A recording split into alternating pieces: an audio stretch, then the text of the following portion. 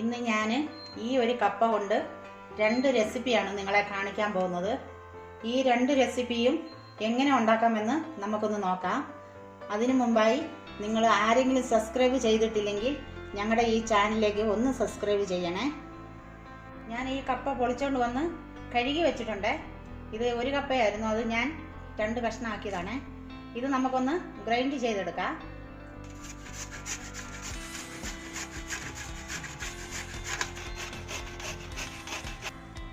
ഞാൻ ഈ കപ്പയെല്ലാം ഗ്രേറ്റ് ചെയ്തെടുത്തിട്ടുണ്ട്.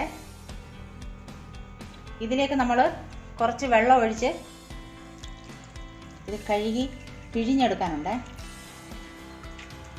ഇതിന് ചെറിയ കട്ടൊക്കെ ഉണ്ടെങ്കിൽ അത് പോകാൻ വേണ്ടി ഇത് നമ്മൾ ശരിക്ക് ഇങ്ങനെ ഞെക്കി പിഴിഞ്ഞെടുക്കണം. ഒരു 2-3 വെള്ളം മാറ്റി മാറ്റി നമ്മളിങ്ങനെ കഴുകി പിഴിഞ്ഞെടുക്കണം.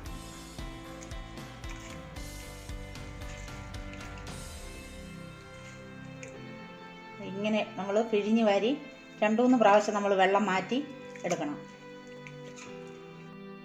ഞാനിത് കഴുകി പിഴിഞ്ഞെടുത്തിട്ടുണ്ട്.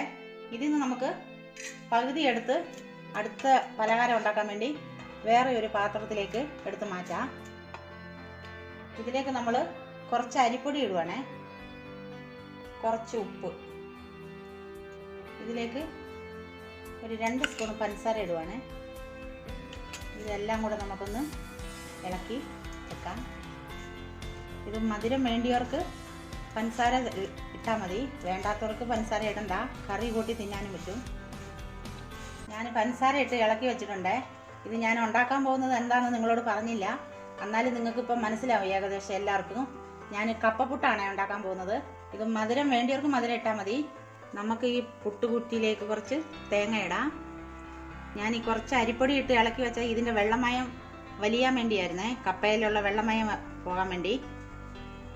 ഇത് നമുക്ക് കുറേശ്ശെ പുട്ടുകുറ്റിയിലേക്ക് ഇടാം.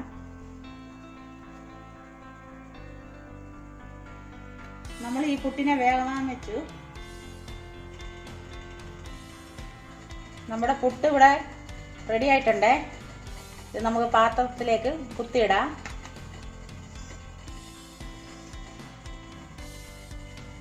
നമ്മൾ അടുത്ത റെസിപ്പിക്ക് വേണ്ടി ഞാൻ ഒരു കൂട്ടം ചുമന്നുള്ളി എടുത്തിട്ടുണ്ട്, അരിഞ്ഞിട്ടിട്ടുണ്ട്. പിന്നെ ഒരു 4 പച്ചമുളക്, ഒരു 2 കഷ്ണം ഇഞ്ചി ചെറുതായി അരിഞ്ഞ് ഞാൻ ഈ ചോപ്പറിലിട്ട് വെച്ചിട്ടുണ്ട്. ഇത് നമ്മൾ ചോപ്പറിലിട്ട് അരിഞ്ഞെടുത്തിട്ടുണ്ട്. നമ്മൾ മുമ്പ് മാറ്റി വെച്ച കപ്പയിലേക്ക് നമ്മൾ ഇത് ചേർക്കുവാണേ. ഇതിലേക്ക് നമ്മൾ 1 കപ്പ് മൈദാപ്പൊടി ഇടുവാണേ, കുറച്ച് അരിപ്പൊടി ഇടുവാണേ, 1 ടീസ്പൂണ് കാശ്മീരി മുളക് പൊടിയാണ്.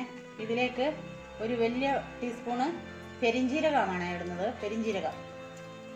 പിന്നെ കുറച്ച് കായപ്പൊടി, 1 പിടി മല്ലിച്ചപ്പ്, പിന്നെ ആവശ്യത്തിന് ഉപ്പ്. ഇതെല്ലാം കൂടെ നമുക്കൊന്ന് കുഴച്ചെടുക്കാം. ഇതിലേക്ക് നമുക്ക് കുറേശ്ശെ വെള്ളം ഒഴിച്ച് കുഴച്ചെടുക്കണേ.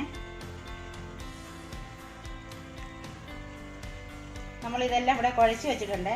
ഇത് നമുക്കൊന്ന് ചെറിയ ഉരുളയാക്കി വടയുടെ രീതിയിൽ പരത്തിയെടുക്കാം.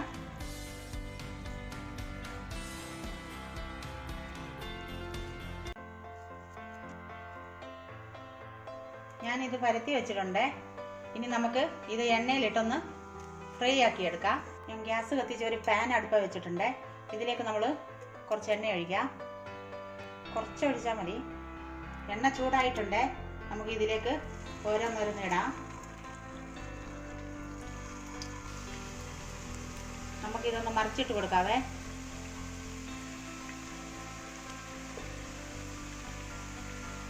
ഇത് നല്ല ബ്രൗൺ കളറായിട്ടുണ്ട്. ഇത് നമുക്ക് കോരിയെടുക്കാം എണ്ണയിൽ നിന്ന്.